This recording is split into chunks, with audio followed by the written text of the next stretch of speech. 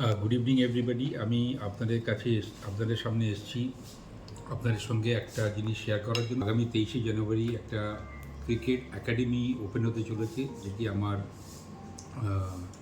প্রয়াত পিতা শ্রী চণ্ডীদাস গাঙ্গুলির নামে, এবং এই উদ্যোগ নিয়েছেন আমাদের apex council member Mahadev Chakraborty. Basically it's a talent hunt kind of a system.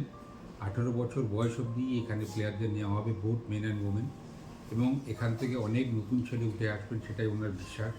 এবং এটা ওনার একটা অসাধারণ প্রচেষ্টা, প্রয়াস আপনি, এবং আমি আশা করি ওনার এই প্রয়াস ব্যর্থ হবে না। এখান থেকে অনেক প্লেয়ার ভবিষ্যতে উঠে আসবে, যারা ফিউচারে বাংলার ক্রিকেট পরে ভারতবর্ষের ক্রিকেটকে